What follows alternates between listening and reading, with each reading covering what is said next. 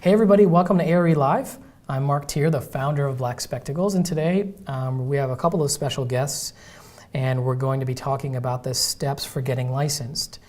As we go through this episode, you're going to walk away, you have sort of a real clear understanding of everything you need to do to get licensed, because there's a variety of steps. And you'll even learn some helpful tips you can start using right away to help you get there even faster. It's sort of one of those semi kind of bureaucratic kind of processes that you just kind of have to put your head down and get through. And so with our two guests today, we're going to help you figure out how to do that. Before we get started, if you'd like to attend our next ARE Live broadcast, where we'll have a discussion about how to navigate the case studies for ARE 5.0 with Mike Newman, you can visit blackspectacles.com/podcast to register. And then during the broadcast, you'll have a chance to ask questions to Mike, and we'll review them during the live broadcast. A couple notes about some updates to our products. Those of you who, hopefully you guys know, we do exam prep for ARE 4 and ARE 5. About 6 months ago, we launched practice exams and flashcards. And I'm pleased to say that we actually just uploaded, I think it was about 200 more practice exam questions. So there's a bunch of new practice exam questions. We have a process we're working through right now to develop a ton more. So that's sort of an ongoing process for us.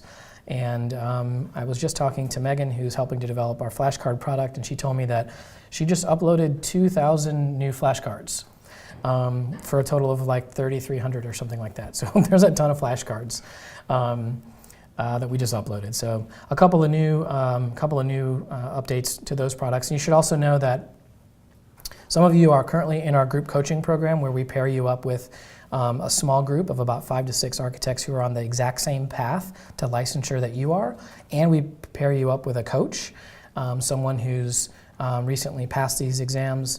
We have a couple of those, more than a couple, a variety of those groups that are moving forward right now. You should know, starting in May, we're actually going to open up our next cohort. So keep your eyes open for that. Lastly, I often like to remind folks, if you'd like your boss to pay for your Black Spectacles membership, be sure to tell them about our firm licenses for any size firm. And that's, whether you work at a 10-person or a 10,000-person firm, we have a variety of different firm licenses that give multiple users access. You have a group admin, reporting, all that good stuff. So you can go to blackspectacles.com/firms, and you can learn more about that and submit an inquiry. We can tell you more information about that. Lastly, today we do have a special discount on Black Spectacles individual memberships to share, so we'll talk about at the end. My very special guest today, I have the pleasure of meeting with Jessica Parmenter. She is an architectural intern and the Illinois State Licensing Advisor. She works at Sullivan, Gillette, and Wilson Architects here in Chicago. Pleasure to meet you, Jessica. Hi. And we also have the pleasure of being with Gabriella Byerly. She's a job captain at Arrow Street in Boston, Massachusetts. How are you, Gabriella? I'm fine. Thanks for having me. Yeah, happy to have you. So these two folks, experts in the different processes, and I think maybe to start out of the gate, here's one thing that you might not realize is actually the sort of the steps and the rules and regulations for how to get licensed. They actually vary state by state. There are certainly some parts that are sort of consistent and common between states, but there's not one way to pursue it. You have to basically talk to your specific person from your state to understand the process, which is why we have two folks from two different states. We all know which state is better, but nevertheless, I'm just kidding. We have the two of them. So maybe, Gabriella, I'll start with you. Can you walk us through what are the educational requirements for getting licensed, and what about those who went to school outside of the United States? How does that work? Yes. So it may be important to just clarify the general process to get licensed, and that is the sum of education plus experience plus examination. In order to be licensed in the U.S., candidates need to complete some form of these three. And so to start with education, generally you either need to earn a professional degree that is accredited by the National Architectural Accrediting Board. U.S. architects and foreign educated licensed candidates without a degree from an accredited program can have their education assessed through the ESA program, which means Education Evaluation Services for Architects. And then there's the AIPAL track, which we'll talk about later, which will provide students the opportunity to complete the experience and examination requirements for licensure while earning the degree. So it's in tandem. All of this is to say that it's dependent on your state's requirements. So for instance, Wisconsin and New York, the professional degree is not required there, or additional experience can be accepted as an alternative to the education requirements. So always important to check with the state board or the licensing advisor, such as myself and Jessica, what is needed in order to become licensed in that particular jurisdiction. Okay. Jessica, anything to add here? Yeah, that was a really good description of all of the different options.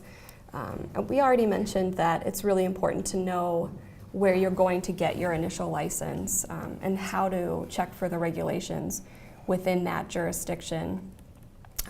In terms of education, I do think it's important to verify whether or not the degree you received or the degree that you're going for is accredited by NAB. And if it's not, you still have some options, like Gabby mentioned, in Wisconsin and New York. They have some slightly different requirements when it comes to evaluating your education. So if let's say you didn't get a 5-year professional degree that's accredited by NAB in the state of New York, they have a very specific note on the website that says applicants with a 4-year pre-professional degree in architecture must document 5 years of experience as an alternative to the education requirement. So if you have a non-NAB accredited degree, but you have 5 years of experience documented, then you can use that as sort of a package to take to your state and fulfill those requirements for the state of New York. Okay, but for the most part, if I'm following you guys right here, right? Trick is you need to have an accredited degree, and it needs to be accredited by NAB. So if you're way early, if you're thinking about going to college right now, and you're watching or listening to this, sort of being super proactive, I would be super impressed if that were you. Then you would say, okay, I want to make sure that I have a degree from a NAB accredited program. And if you happen to have a degree that's not accredited, you're not totally out of luck. You have some options, right?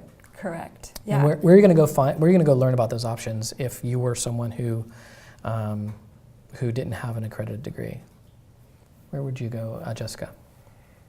To learn about the requirements that you would need if you're pursuing a degree for the first time? No, let's say you had one that Okay. your degree wasn't accredited and you're like, oh crap, what am I going to do?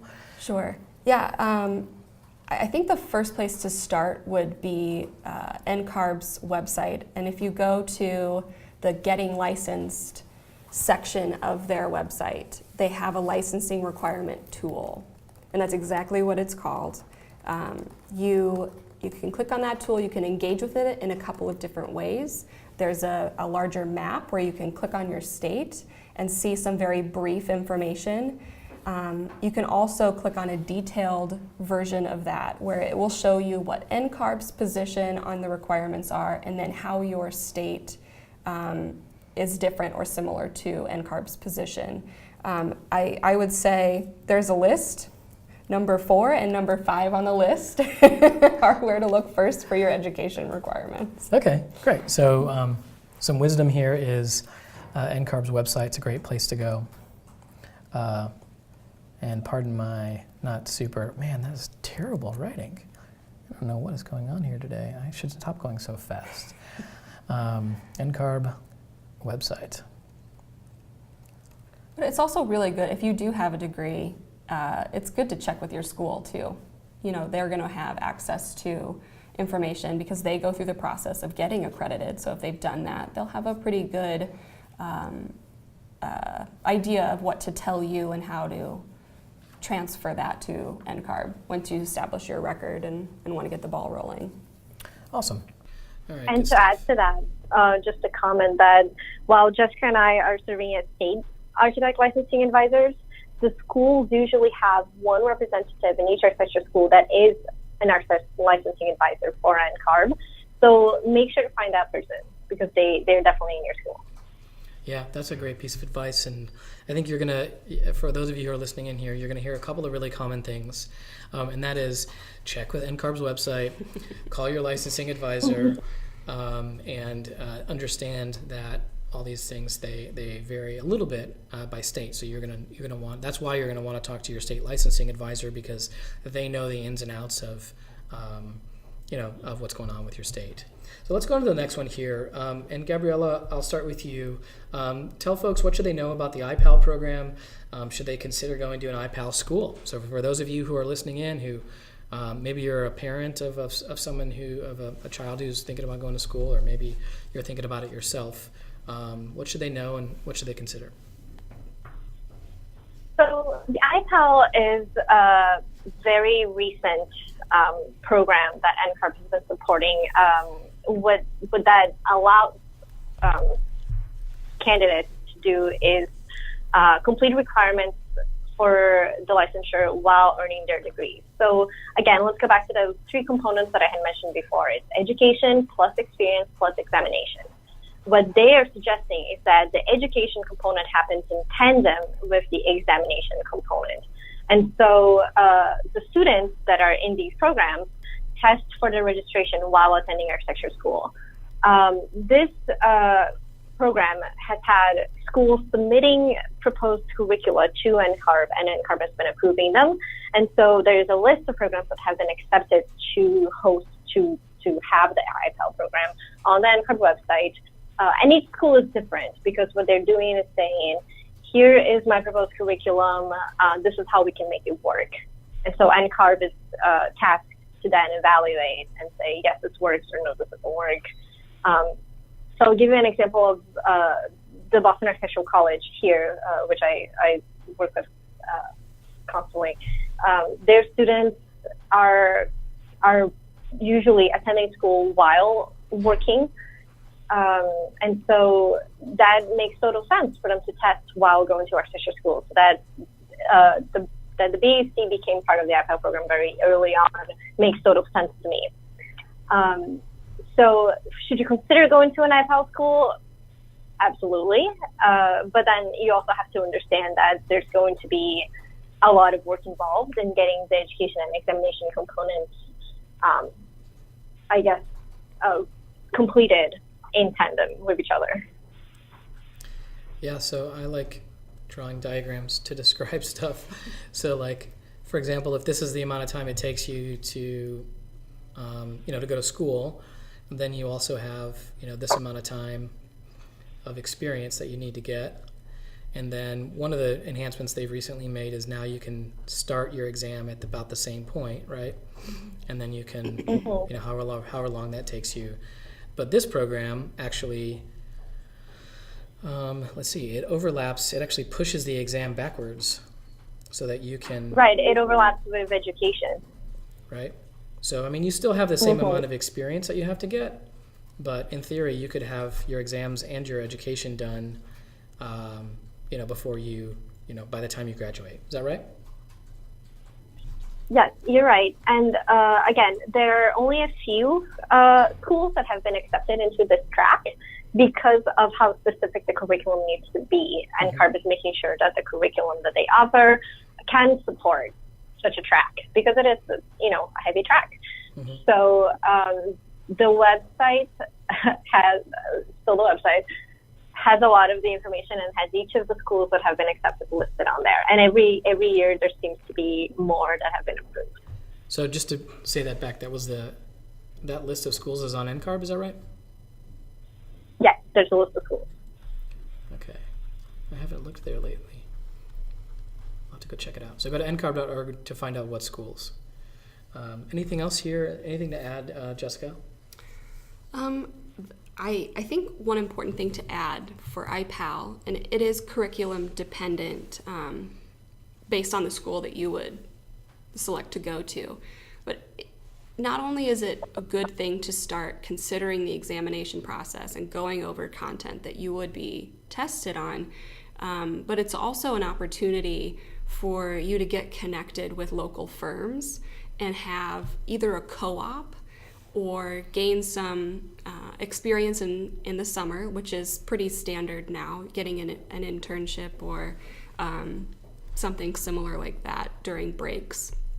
That can overlap in education as well. I know that it does for some students at this point, but I think partnering with your school and an AIPAL program is definitely a good way to ensure that you have assistance getting some type of experience while you're in school. I know a lot of schools are actually trying to partner with local firms that can either come in and talk to students, or you can have days where you go and visit firms and sort of shadow architects and get a sense of what's going on in a firm versus what you're doing in school, and understand how they're different and similar in some cases. So it's a great opportunity to get a little bit of each of those components before you enter into the world of architecture. And I think it's probably useful to say here that the idea behind all of this was sort of acknowledgement by NCARB, like, gee whiz, this takes a long time to get licensed. In fact, when I got licensed, you couldn't take the exam until you were done. So, like, it took all this time.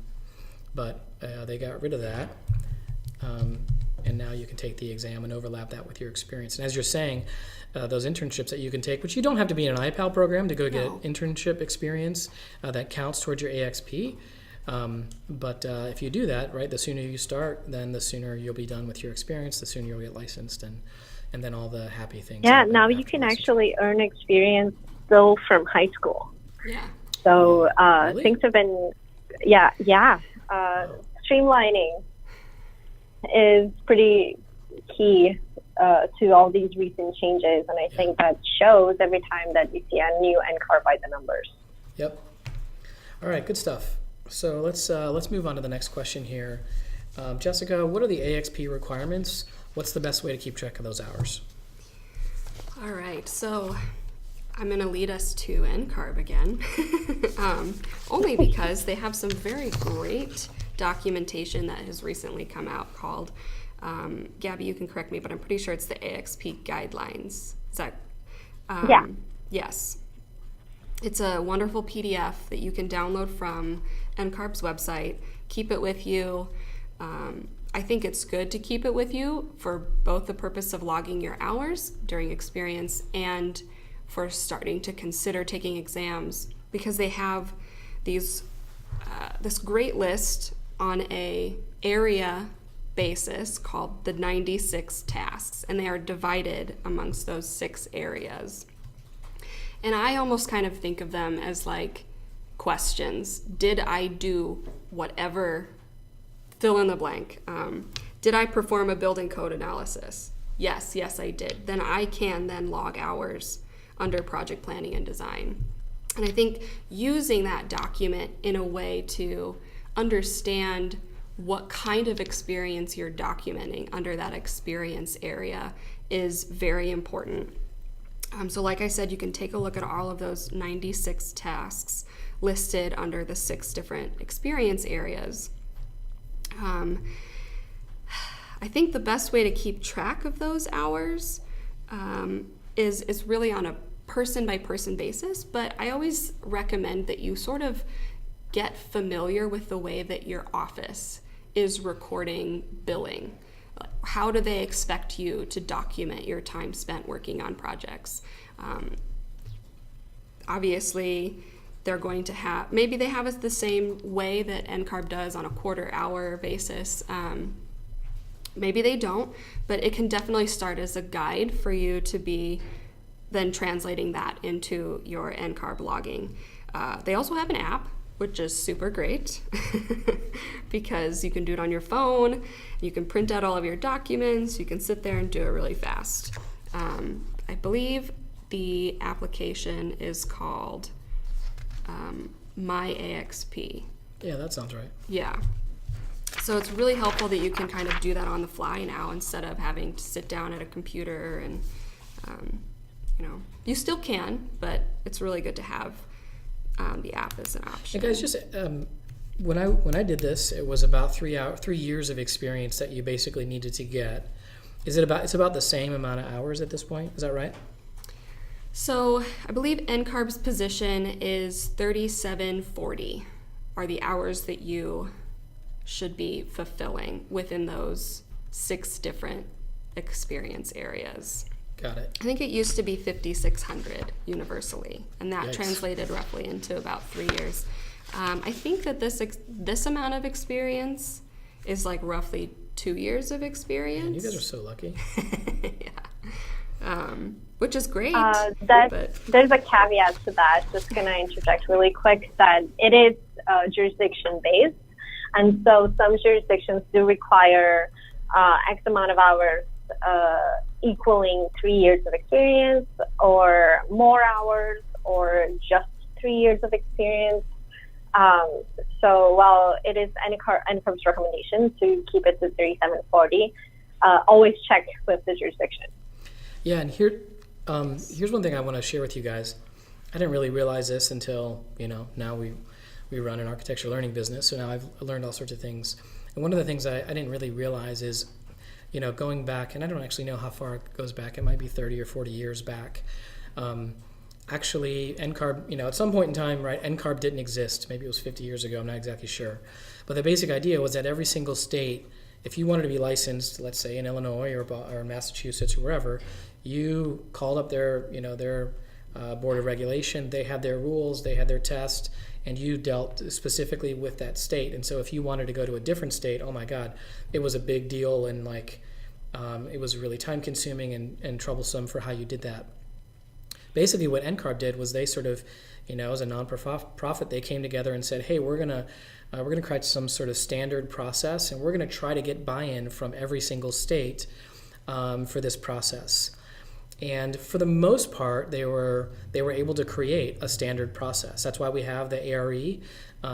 Every state, I'm pretty sure, accepts the ARE and or requires it. But for example, for those of you who are from California, you'll know that you have this supplementary exam, which gets into issues around earthquakes and seismic, right? And so that's one of those instances where here's a state who said, okay, yeah, we'll adopt NCARB's rules and regulations, but we're going to do something a little bit different. So that's kind of the history, and that's actually why you need to go to your licensing advisor, because everyone's a little bit different. And as Gabriella is saying, most, as NCARB is making changes even up to today, they're still trying to get buy-in from all the different states, and for the most part, they're getting that. There might be a one or two here and there that might not agree anymore. So that's why you want to keep an eye out. Anything to add to that, you guys, or how did I do? Did I pass? You passed. Yeah, no, I think that was definitely really good to mention, that NCARB is going to have a position on all of the requirements that are listed on their website. It's really a starting point for you to understand what kind of requirements you're facing, but ultimately you need to understand what your state requires. You can be concerned about other states when you want reciprocity, but let's get that first license. Yeah, I was going to say, that's actually one of the cool things that NCARB does. They have this thing called NCARB certification. So basically, once you get licensed and you're all done and you're like, yay, I'm licensed in Illinois or wherever, you can apply for certification, and it will basically automatically allow you to get a license. Maybe not exactly automatically, but for the most part, very easily and quickly allow you to get a license in another state that accepts certification, and I'm pretty sure that they all do. So that's a handy little thing that they offer as well. All right, we'll move on to the next one here. Gabriella, tell me, what do you need to do in order to be eligible to take the ARE? Jurisdiction specific, but generally you need to apply for testing eligibility by submitting your education transcripts or that similar documentation to prove you completed the education requirements. And this is done through your NCARB record by coordinating the transmittal of your transcripts from your school to the NCARB office, and a fee is normally associated with this process. But this is all prompted by the NCARB website as you begin the process of registering for an ARE. So once you begin the process, the website will prompt you what to do, and it will say, here's where you submit your education transcripts, or you have already fulfilled that requirement, go ahead. And then another thing that's going to come up is where you're going to get that first registration. A lot of people don't realize this, but it is important to select that first state before you start testing. You're going to have to put a state down at that point. And so things to note, for instance, Wisconsin, a candidate can begin taking the ARE anytime, according to the website. But in New York, a candidate can begin taking the ARE after 9 units of education completed. So that was updated to account for the AIPAL students. Information on all of this can be found on the ARE 5.0 guidelines, which I always recommend reading before beginning the examination component, because it has all of the nitty-gritty things that you want to have some awareness of. It might not be something that you have to go back to often, but at least once, definitely read the ARE 5 guidelines. Is it called a handbook or guidelines? There are both. There's a handbook and there's There are both, guidelines. yeah. Do we want to read both? You probably do. Absolutely. And these are both downloadable from NCARB's website, right? Correct. Yes. Okay, so if you haven't done that, if you're listening in, if you haven't done that, pause this, go to ncarb.org, download ARE 5 handbook and their guidelines, right?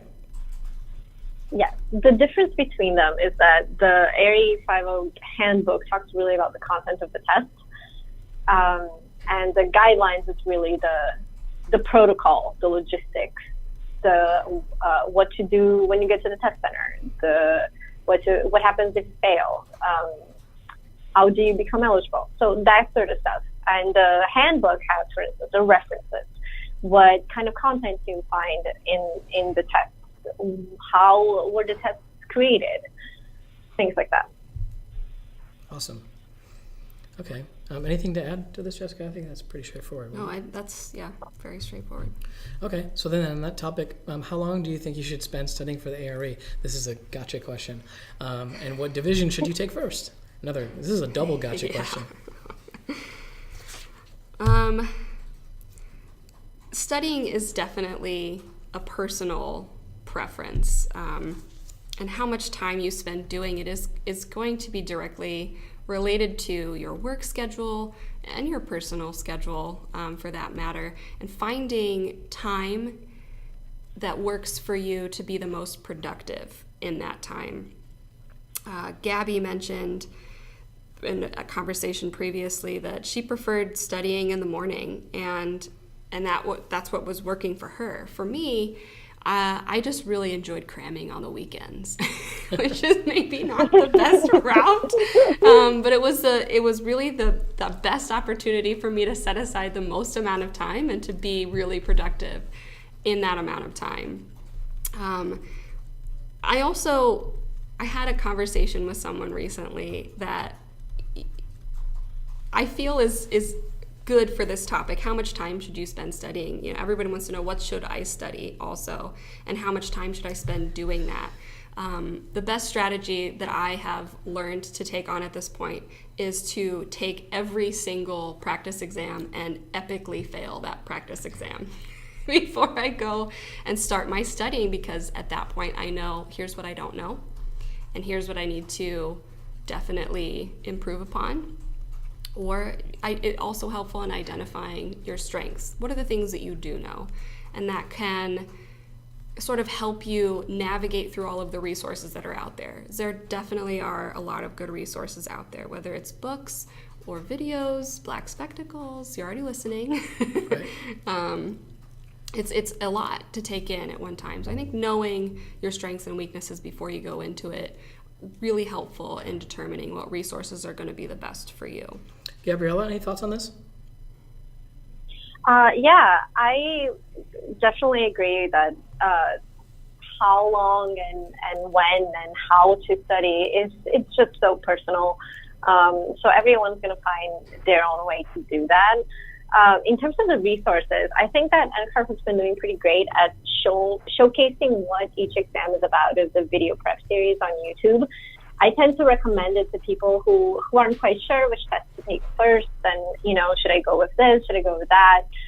Just watch the videos. They're very short, and it'll give you just enough insight to say you in some direction. And I can't recommend the communities that they've created for AIE 4.0 and 5.0, which they work like a forum that gets moderated and responded by both peer candidates and NCARB staff.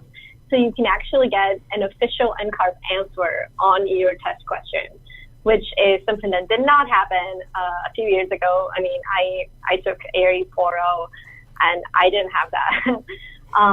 So I can't recommend that enough. Yeah, that's great advice. And just for those of you who are kind of looking for like kind of a basic idea, so for AIE 5.0, there are 6 divisions or 6 exams. They call them divisions.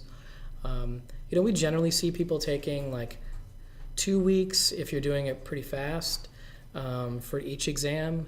I would say, taking 1 exam a month is pretty common. So if you think about it, you can probably get it done in 6 months. And I know when I took it, I wanted to give myself a little bit of space in case I failed 1 or 2. It's pretty common for someone to fail 1 or 2 exams. So you might want to bake a couple of months in there. You have to wait 60 days, as far as I understand right now, in order for you to, to retake an exam. So, if you figure, I might fail 1 or 2, then maybe add on 2 months, call it 3 months. So, you should be able to get the AIE done in a year if you're focused and committed to just knocking it out, which is, of course, what we try to advocate a lot for. It's why we have that group coaching program, so that like you kind of like hook onto a train that is going to stop at all 6 exams once a month or once every 2 months, and you're going to take them. So, okay, good. Let's move on to the next one. Yeah, rolling clock. I swear to God, I still don't know what the rolling clock is. Gabriella, can you please tell me what is the rolling clock? What should people know about it? Yes, I always refer back to the verbiage on the guidelines, because that's what helps me. I totally am with you that I never really know what exactly that means. So a passing grade for any division of the AIE is valid for a period of 5 years, after which time the division will expire unless the candidate has completed the AIE. So you take a test and you passed it. That pass is valid for an initial period of 5 years. Now, of course, life happens, right? So extensions can be granted, such as the birth of a child, the adoption of a child, if the ability to test was not possible due to a medical condition, if there was military service involved, any other like causes. And so requests can be submitted directly to NCARB. There's a form that you're supposed to fill out, which is found in the AIE guidelines. It's called the extension request form. And then you should just submit the form along with proper documentation of that cause that you're saying. So if you're a new parent, you might want to submit the birth certificate of your child. And it must be received by the rolling clock end date. That's the only thing. How did I do? So if you passed Division 1 on May 1st of 2018, you have to pass these guys here 5 years from that date. Is that right? Yep, so you have 5 years before that pass expires. And then if it expires, so let's say you get some of these done, but not all of them done, then what happens? And you have to retake that test unless you have the extension granted for some cause that has been communicated to NCARB already. Correct, yeah. If you are not able to pass the remaining 5 exams after you completed your first exam by, math. 23? 23, 5/1/23, then that one division expires. So for example, if you got these up through here, but you didn't get this one here, number 6, then what happens? Then the oldest exam expires, so you'd have to retake 2 exams instead of having 1 exam to go. So yeah, each of the exams will have, if I understand correctly, when I'm looking at my chart of past exams, there will be the date that you took the exam, and then whether you passed or failed, and then there's a date next to it that's telling you when that exam expires. So unless you take all 6 exams on the same day, all 6 exams will have a different date. So on your month by month example, if you took one of these exams every month, then the division that you passed on May 1st of 2018 will be the first exam to expire, then the second exam, then the third exam, if you're not able to complete all your exams in 5 years. With that being said, some states have different additional requirements on top of NCARB's position on this rolling clock. I can speak for Illinois because I'm in Illinois. Illinois' rolling clock is every 3 years. And so I'd need to get it confirmed, and I'm happy to do that later on. But I believe Illinois is that you just need to verify that you're still taking your exams every 3 years. I don't think that they'll contact NCARB and say, remove the pass, they must take it again. But you just have to verify that you're still going through the process. And I think I just sort of want to add here, we've spoken to so many people who are taking these exams, right? And for some reason we're emphasizing this particular question or issue of the rolling clock. Like, this should totally not be an issue. Like, if you're doing this right, this is something you are never going to think of. And I'm proud to say that I still don't really know what the rolling clock is. Hopefully you won't know what the rolling clock is either, for 2 reasons. Number one is, there's a ton of reasons to basically commit to taking all the exams sorted together. So taking one every 2 weeks or one every 4 weeks or whatever, one after the other, it's much easier in terms of what's going on in your life, and the things you learn from one division sort of roll into the next one a little bit, and so you go through this whole examination process that takes 6 or 7 months or whatever. It's such a better approach. A lot of people will allow life to get in the way, and certainly I'm channeling Mike Newman right now, and there is never going to be a better time to take the exam than right now. So wherever you are, so many folks who we've spoken to, they kind of let life get in the way, and then they're 30 or 40 and they're like, man, I wish I would have gotten licensed, it's so much harder now. So there's so many reasons for this to not be hopefully a concept that you have to worry about. Definitely. All right, Gabriella, we want your master checklist for test day. Tell me what you got. Well, I think that there's the protocol checklist, and there's also the personal checklist, right? Jessica and I have talked a little bit about this. The protocol really is, you arrive 30 minutes before your scheduled test, you check in a Prometric, you lock in your things in a locker, have to make sure to bring the correct identification, so your driver's license or your passport.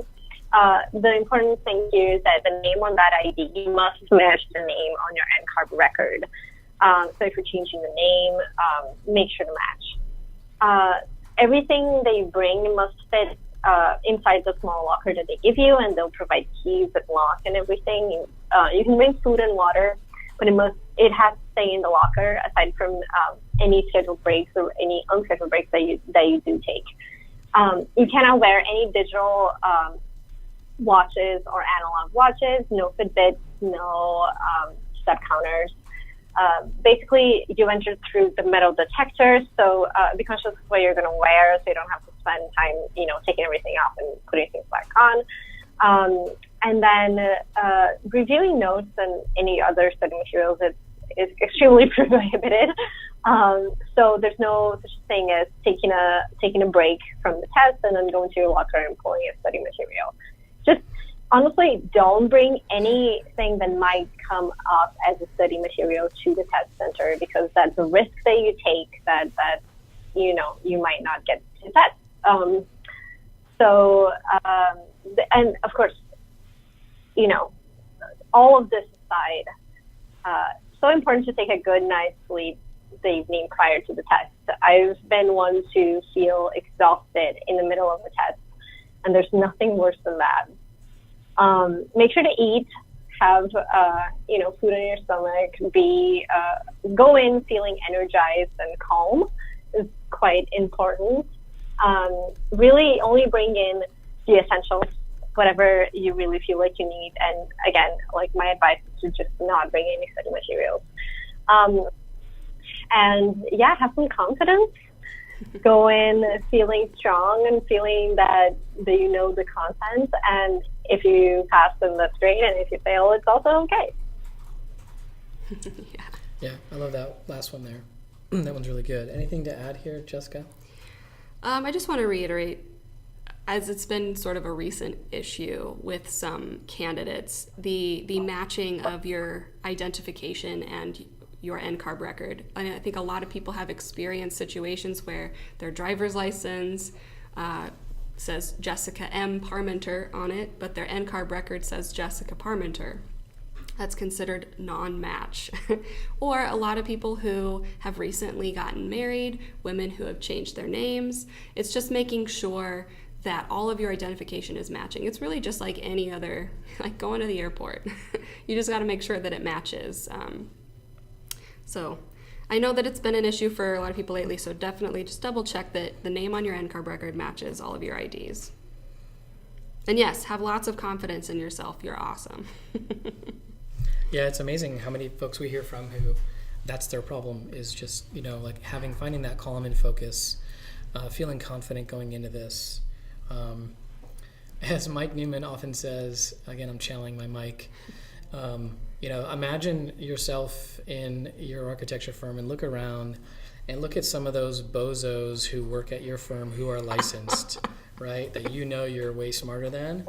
Like, they got licensed. Are you serious? Like, you can get licensed too.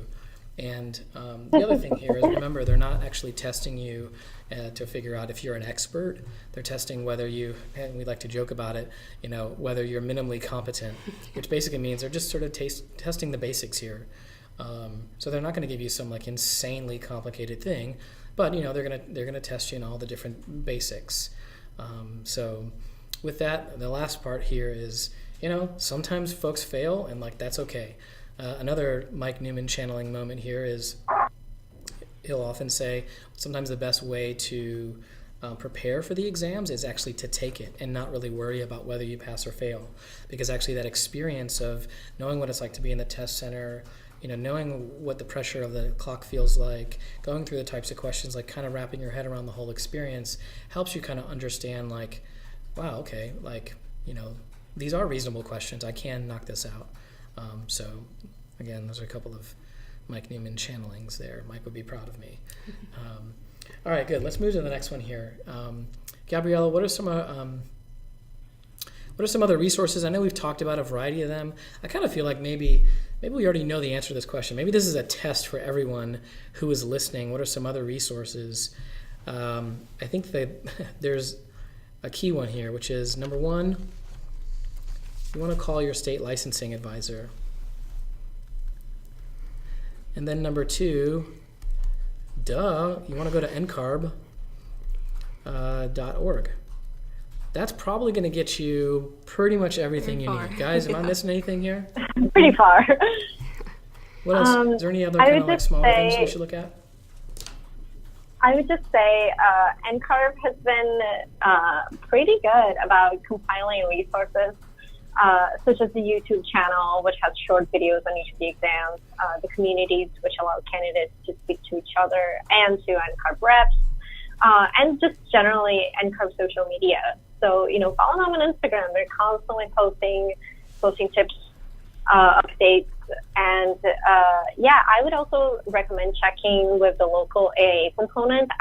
I'm heavily involved with the Boston Society of Architects here in Massachusetts, and we host the ARE Success Teams year long, which allow candidates to get together and form a group, and the BSA has study materials available in-house for free. All you really need to do is give a deposit, which then gets returned to you. So check in with the local AA component. You never know what they can offer.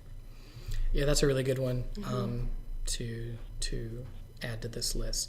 Anything here, Jessica, we should add, do you think? No, I think all of the NCARB resources are really great, and definitely I think you can use the NCARB website to also figure out who your licensing advisor is. Whether you're in school, that should be easy to determine. It's a professor more than likely, but you also have state licensing advisors. Like I'm the licensing advisor for Illinois. You can call me, you can email me, we can talk some more. I think it's also really good to remember that a great resource is other people who are taking the ARE also.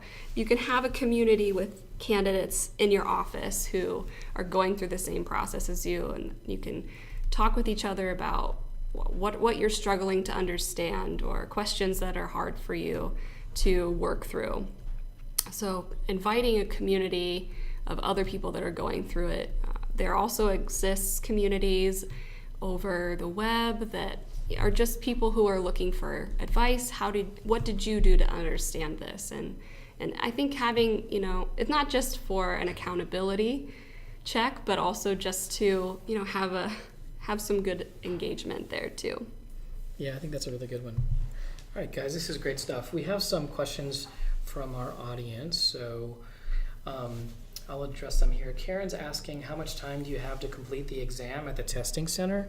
And I'm going to scoot back here we go. So that's one of those things you're going to want to look at, the ARE 5.0 handbook and guidelines. That's where you're going to find information and details about, how long the tests take and what's on the test, etc. So all those details are there. It actually varies depending on what exam you're talking about. So it might be maybe the shortest one is 2 or 3 hours and the longest one is 4 or 5 hours or something like that, sort of in that ballpark. But it varies, so you want to check the guidelines. Another question here, which was from Carrie L. Thank you for helping us remember that we skipped over this question, what division should you take first? Guys, correct me here. I think our opinion here as with our exam prep is with ARE 5.0, which at this point 4.0 is pretty much gone, almost gone, June 30th, almost 2.5 months and it's gone. But let's talk about ARE 5.0. 5.0 is it's organized basically in the design process. So it sort of goes from schematic design to design development to construction documents to CA. So it kind of goes in that linear format. Our opinion here is you probably just want to take it in that order. The only caveat here is the two exams that are traditionally sort of at the beginning there, which are project management and practice management, I believe. You could probably take those sort of whenever you want. But we've generally been arguing that, just take them from the first exam through the sixth. This used to be a bigger deal with ARE 4.0 and then 3.1 and 3.0. Like there was a whole big strategy around taking one first and then the next. With ARE 5.0, it seems pretty logical that you'll just take it sort of in the order of the design process because sort of the information you're learning kind of builds as you move along. And it also just follows your the way you think through projects anyways. Any refinements to this, guys? I think a good strategy, even though you can have eligibility for taking your exams fairly early on now, but the fact that the AXP guidelines and the ARE 5.0 exams are a straight alignment at this point. The name of your experience area is the same as the exam that you're going to take. So a lot of the times I think it's really helpful to have a list of those 96 tasks as they're divided into your experience areas, because then you'll understand exactly what you're going to be tested on. And then maybe you can look at it this way. If you finish an experience area, that should prompt you to think, I'm ready to take this exam. If you want to kind of move through it a little bit more slowly like that, that's a good way to look at it. But otherwise, you at least have those resources to decide, I'm ready to take exams now, and here's what I need to know. It's a good way to think about it. I hadn't really thought about that since they've aligned AXP with the exams.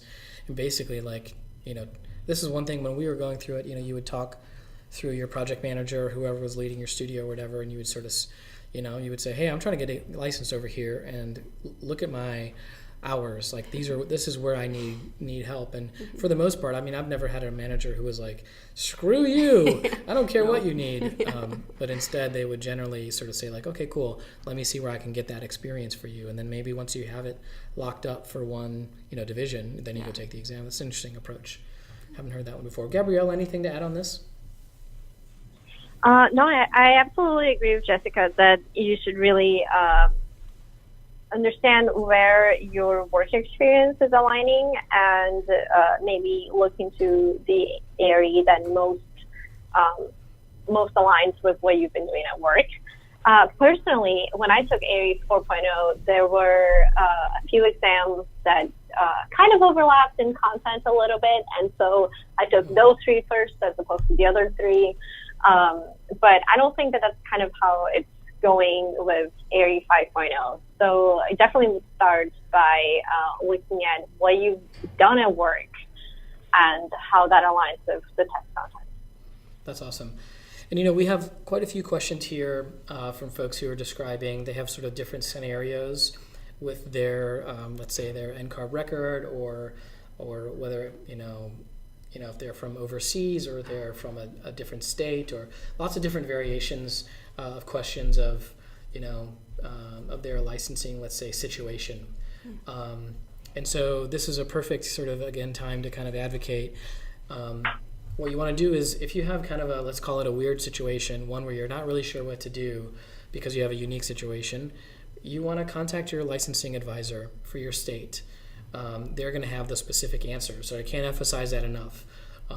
You want to talk to your licensing advisor, and if that doesn't work, maybe your licensing advisor will advise you to talk to someone at NCARB.